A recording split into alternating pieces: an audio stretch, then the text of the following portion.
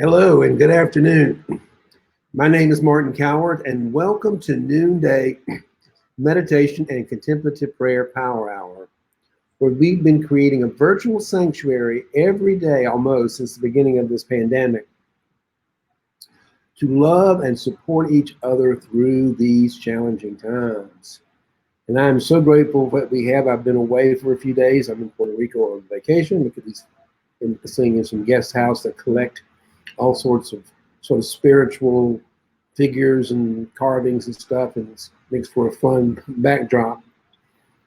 I enjoy looking at them. They're all over the house, actually, and they're kind of fun. So it does create somewhat of a sanctuary where I'm at.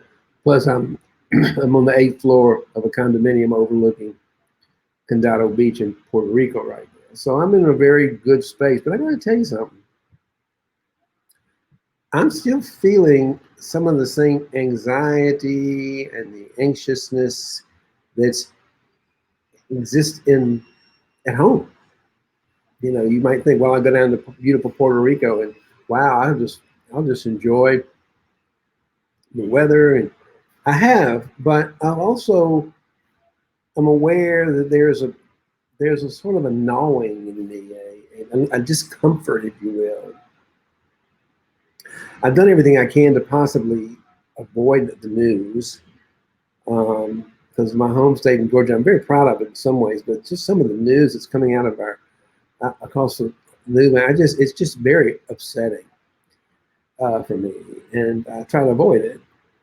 And really look forward to having this daily sanctuary, this daily practice, this place to come to let go of all this worry. Because I know whenever I come here and share my ideas and you share your ideas with me and we support what we're going through right now, we move into a better place. And this morning I was reading an article from Richard Gore, which I'll read in a minute, but it reminded me of my early days in sobriety about 9 years ago when I first went into 12-step recovery, into an alcoholics recovery room. And they have all these signs around. And one of the most popular signs is one that says, let go, let God. And, they just love that sign. They just love all those things. And when you first go into one of the, start that program like anything new, it seems a little corny and a little cliche. And I was like, what? I was clearly in fear and resistance. And, but I've got to say something that, first of all, one thing to say something about 12-step recovery. It is a lot more. It's a program that covers a lot more than simply, hey, it's been a long time. How you doing? Nice to see you. Happy New Year. Glad you could be here. It's fun seeing pictures of you on your motorbike in your home country. Thank you for joining me today. But I was talking a bit about early years of 12-step, and the 12-step program is a lot more than just simply recovering from alcoholism. Alcoholism is simply hey there. Yeah, thank you. Yeah, I did about 9 years ago. I found it, and it's been I would say it's 12 steps to enlightenment. And certainly it's been 12 steps to living without alcohol in my life, which is just wonderful. But what I'll share with you about people who don't know about 12-step recovery is that the drugs and the alcohol are the symptoms of a deeper problem. And that deeper problem is really narcissism. It's really, and what creates narcissism? We're afraid of ourselves. We want to protect ourselves. We attack ourselves. We don't like who we are. We don't think we're good enough. We're smart enough, whatever. So we might drink and do other things so we feel better about ourselves. And it gets to a cycle, and then the more we drink, the more we feel about ourselves, and then it gets worse and worse and worse, and we get ourselves caught in what I call the drama triangle from a spiritual perspective. And when you finally, after 90 days, you finally get some relief from that narcissistic need to protect yourselves, the world's against you. We feel like a victim of the world. We actually begin to ascend into a higher level of consciousness through working out the steps. And I would prefer to call it 12 steps to enlightenment. But you know what? Anything happens, you have to be able to talk about the immediate, urgent problem you're solving. So what 12 steps does is it serves it immediately resolves the immediate problem of drinking too much alcohol and how it's impacting your life and your loved ones. And once you get past all that, and then you can begin to look at, well, who are you? And so I like that when I first got in there and there was that statement, let go, let God, I was like, uh, okay, what does that mean? Which is a little embarrassing. I mean, I've been a contemplative for 40 something years. So, I never quite, but when you're in that program, you're sort of confused. And I didn't quite put that together as let go, let God. We're talking about basically the core mantra of, um, of the centering prayer, which we do here every day at noon. Um, and what that means is let go. Say, let go of what? What are you holding on to? We're holding on to an old belief system that makes us we're not good enough. When it gets right down to it, there's all kind of things that come out of that, but we're holding on to an old shadow belief that says that we attack ourselves, we're not good enough, we're insufficient, we're not going to have what we need, we're not going to get our needs met, and we come into a sort of a narcissistic view of the world that the world's out to get us, basically. But as you begin to work through the program, you say, well, there you go. There's my friend. Happy New Year, Mindy. Nice to see you. So glad you're here today. It's making me feel better. I'm sort of feeling I'm doing the humdrum of this Georgia election. I got to be honest. This election, I'm excited as I am about it. It does have me a little bit on pins and needles, and all the behavior out of the White House it's just so disarming. So I have to let go and let God come into my life on that. So the urgent need right now is for me to let go of all of this anxiety I'm carrying right now today around this election and these next 15 days between now and the inauguration. I mean, I'm going to be honest, it's got me, I'm concerned. I think ultimately that he's going to be gone and we're going to have new leaders in the country, but the man's dangerous. I mean, he's angry, he's dangerous. And you hear about things like Iran. It makes me uncomfortable. I got to be honest with you. So I need to let go and let God right now. And that's why I'm having this conversation with you today is how do we let go and let God and not get so caught up in this and focused up in all this fear-driven conversation that's coming out of the White House right now. We can let that go so we can fall into a deeper part within ourselves where there's no fear. Hello, Audrey. Happy New Year to you too. Good to see you here. Happy 2021. I'm excited about 2021. And the reason why I'm doing Let Go, Let God today is the theme is I want to let go of all that fear and all that anxiety and all that junk in my head that's got me feeling so poorly, got me feeling so sad, really. And part of it, and I think there's a part of me that feels sad because of the fact that so many people are dying from COVID around the world. And it makes me sad to live in a country where you've got political leaders who are spending time and spending their energy on nonsense when they all should be spending their energy and their time on helping to control this virus. It's just beyond my imagination. I don't quite understand. I'm hoping that tomorrow we elect some Democrats into the Senate in Georgia, where we can begin to have a Senate, have a majority of people in the Senate who actually care about us. They care more about us than they do about their own sense of power. And so that's got me a little anxious. I'm the human. Like Kenny Wilber says, we transcend and we include our lower dimensions, our lower level of consciousness, which includes fear and not enough and body and all that kind of stuff. So. And then we let it go, and then we align ourselves. We rise up into higher levels of consciousness. It's basically the ultimate of unconditional love, where there is no fear, there is no lack, there's everything we need. But it's work, it's practice, and that's why we come here every day to practice that methodology. And I read a piece this morning from my dear friend Richard Rohr, which I love. And by the way, I'm in Puerto Rico, and I have very unstable internet connection. So you may see me just black out, but if you'll just hold tight, I will come back, usually within a few minutes. But I'm just letting you know that in case the internet goes crazy here in Puerto Rico, which it seems to do almost every time I get on this Zoom call or anything like this, it goes out for a little bit. So just bear with me. But I want to read a little bit today. It made me think, it's called the Prayer of Unveiling.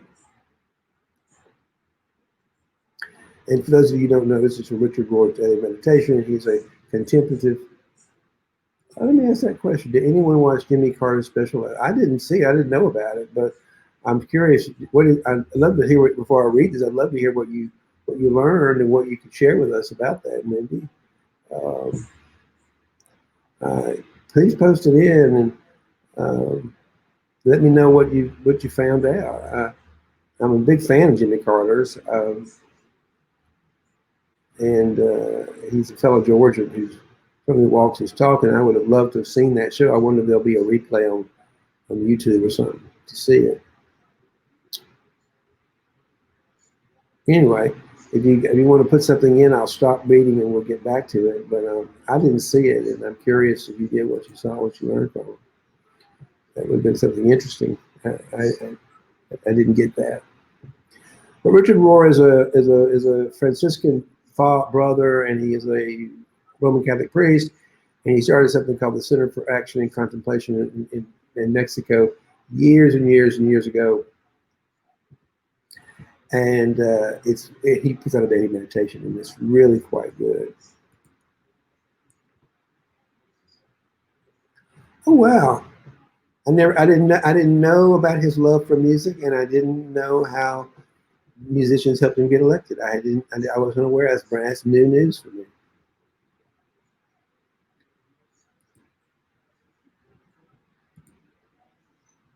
Oh, I'm going to take a look for that on YouTube and see if I can find it, because that's something I'd be interested in seeing. Thank you so much for sharing that with us today. So let me read what Richard Rohr has to say. The title of this meditation is The Prayer of Unveiling. For now we see through a glass darkly, but then face to face. Now I know in part, but then I shall know fully as I am fully known. That comes from Paul's book to Corinthians. When we celebrate the beginning of a new year, we celebrate rebirth of time.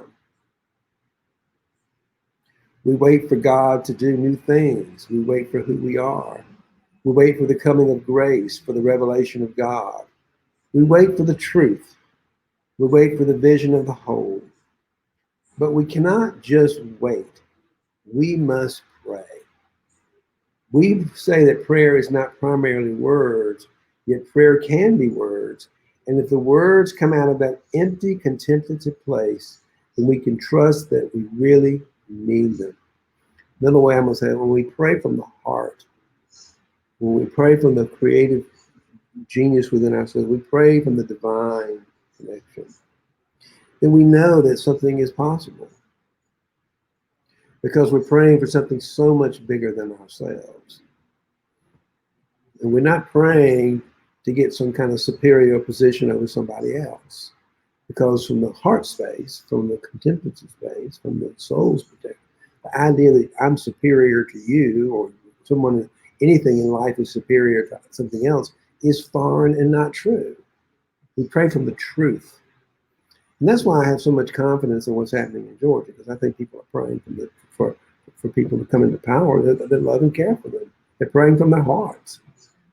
And that's where I think, and that's where I see us moving into 2021. And this is our first opportunity to do that. And I'm praying every moment for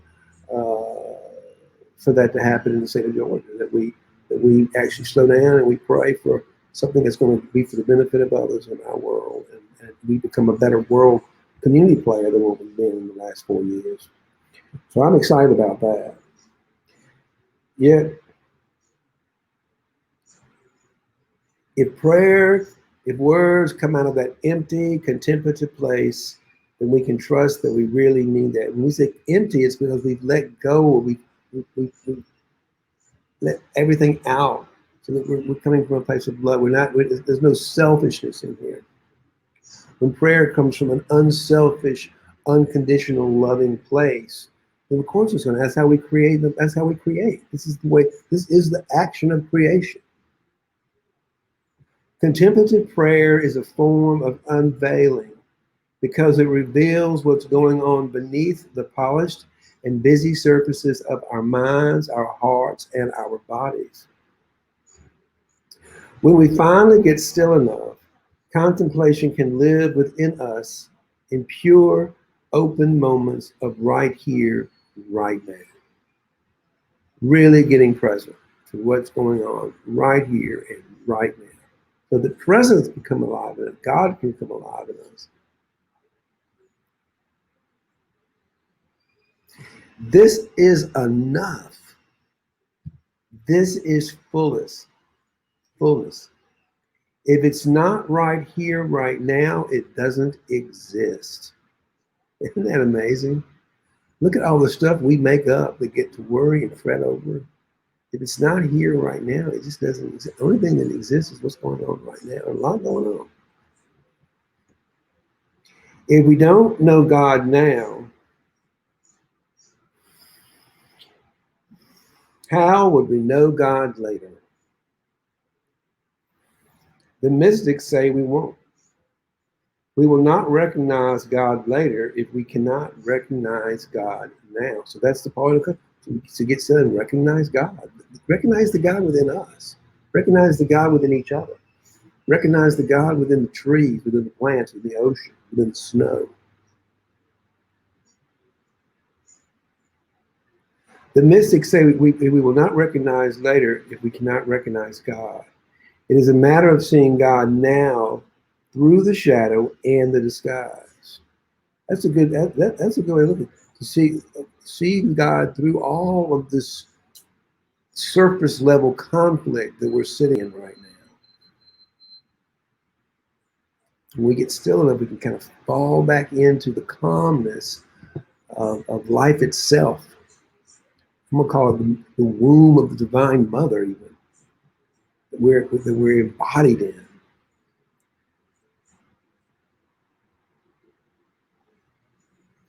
Contemplative prayer lives in a spacious place, free of personal needs or meaning or even interpretations. Life does not care what I like or don't like. It doesn't matter a bit. And if we stay in a world of preference, we keep ourselves at that reference point. Does it really matter what color I like best or what my favorite music is? Or even what my favorite movie is? Speaking of favorite movies, have you seen Prom?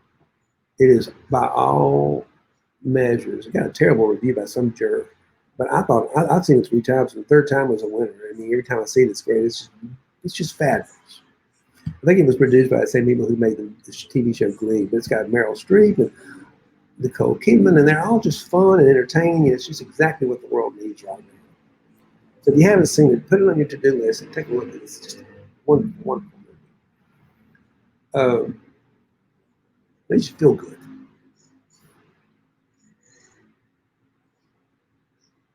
But what it says, it doesn't. Life doesn't care because it changes. What I like today and what I like tomorrow may be different. So I'm always saying everything is somewhat of an illusion. No wonder when people have identity crisis. No wonder people have a fragile self-image. They have nothing solid to build on beyond changing opinions and feelings. If formerly we said, I think, therefore I am, now it might be, I choose, therefore I am. That's not a solid foundation to build on. I think we start with I am, therefore whatever. I am, therefore I think. I am, therefore I choose. The real question is, what does this have to say to me? Those who are totally converted come to every experience and ask not whether or not they liked it, but what does it have to teach me? I don't know about you, but I'm a little exhausted from learning lessons. I'm ready for music myself. I've learned. I'm a little exhausted from learning lessons. We've been learning a lot of lessons in 2021. I'm ready to start enjoying life again. They're totally could come to my experience. I think I'm getting a little off track.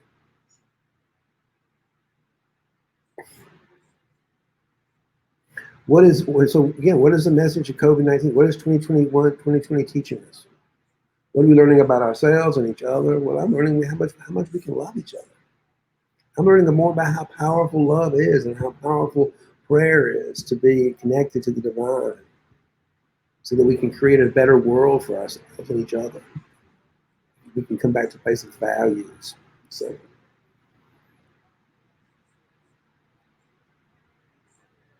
what's the message or gift in this for me? How is God in this event? Where is God in the suffering? This is a prayer of unveiling, asking that the cruciform shape of reality revealed, be revealed to us within the very shape and circumstances of our own lives. How does the world in which we live right now impact each of us? What does it mean for us in terms of growth, expansion of the soul, loving and caring for each other? What's going to be the impact? What are we going to be a year from now? I always talk a little bit about the reason why I like to pray is I can let go of all these negative beliefs I have about myself and the world and go into a deeper place within myself so that I can project into the future a loving and creative and caring world. A world that I want to live in, a world that I want to be a part of. If they don't like the world, if they don't like what's going on in the world now, how can I let that go and recreate and participate in the creation of a new world? Thank you, Rose. Yes. Thank you for that. I don't remember your name, but I'm so glad you joined us today. So glad for you to be here. We've been doing that every day, and it's really about everybody, just being here to share our stories and offer a little inspiration and love and hope for each other as we move through these really, really dark and challenging times. So now I'd like to lead us into about 20 minutes of meditation. And the kind of meditation and the kind of prayer I do is something called centering prayer. It was introduced quite a while back, in the last 40 years, I guess, by Father Thomas Keating. And it's just like this. It is let go, let God. That is it. It's simply this. We get still. We begin to focus on our breathing. And with a conscious intention, we let go of everything. We let go, we surrender, we empty ourselves out, if you will. We let go of our thoughts, our beliefs, our opinions. We let go of what we think is right and wrong. We hold on to nothing in this material world and allow ourselves to sort of soften the mind, if you will, and fall back into the loving arms of the divine mother. I get comfort in that personally. I get comfort in that. I get comfort in the fact that there's something that we're living within the womb of the divine mother. We can't see it until we feel it and experience it. We can connect to one another, love each other, support each other, hear each other's stories. So yeah, that's what we're going to do. We're going to just get still and we're going to let all that go. All the things I say or don't say, believe them or don't believe them, doesn't matter what you think about me, what you think about yourself. Everything, let it go with intention. Open up your heart to the divine mystery of the world, the universe. I'm going to set this timer for 20 minutes. And we are going to meditate. And you're going to hear what's known as, you're going to hear some interval bells like that. And those are simply there to wake us up from our thoughts and our beliefs and our stories and our narratives and reset, if you will. So just say, okay, I'm letting go. I'm thinking again. Don't beat yourself up. Let the minds do they think, and just let them go. Begin to allow your mind to soften as we breathe in and maybe lengthen the breath a little bit. And then breathe out. And as you breathe in and breathe out, become conscious of it. Something we do that's vital to life all day long, unconsciously. But if we consciously focus the mind on the breath, we can empty the thoughts of our minds just for a second.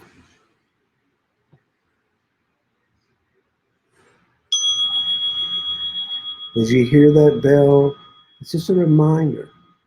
Let it go and fall back into the loving arms of unconditional love.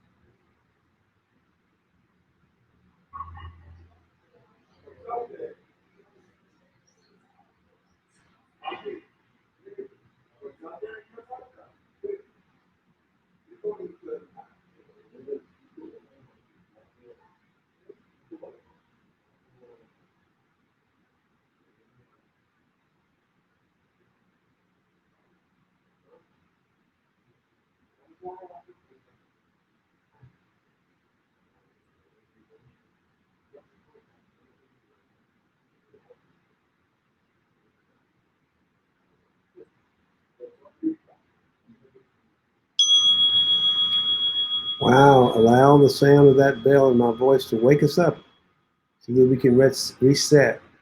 We can let go and let God. Turn over the reins to the divine within you.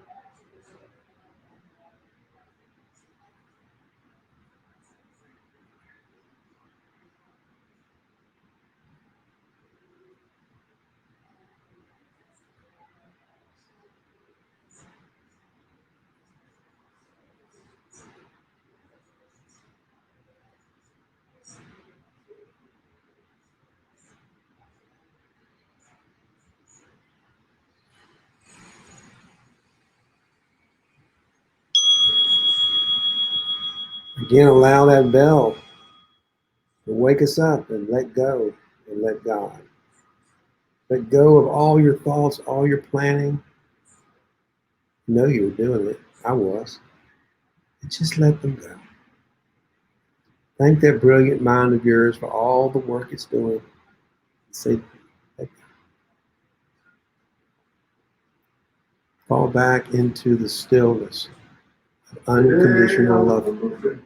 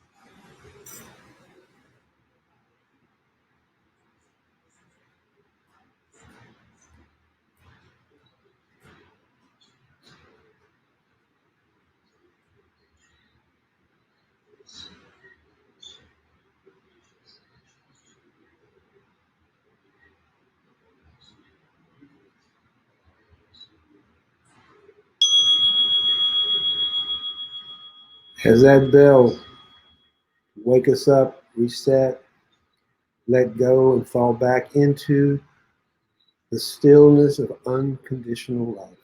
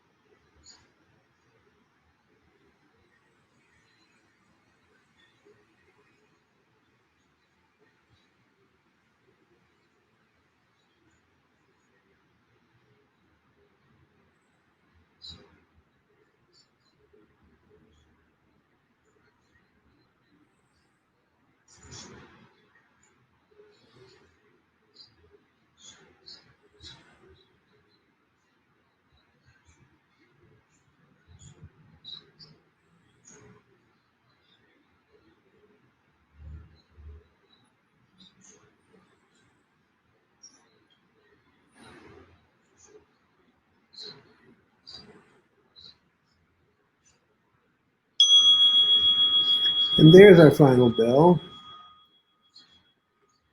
Wow, I needed that. I needed that reset. I hope it was good for you. Anybody want to comment? Always happy to hear your comments. What are you learning about yourself?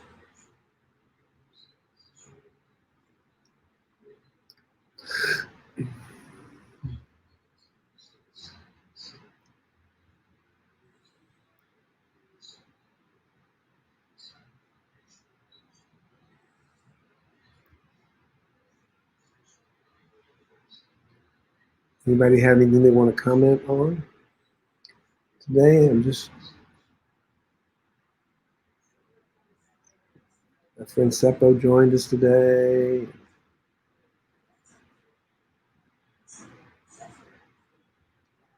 It is an awesome journey to go on.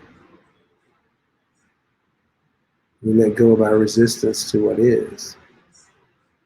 Accept the world and love it just as it is. You can grow and expand.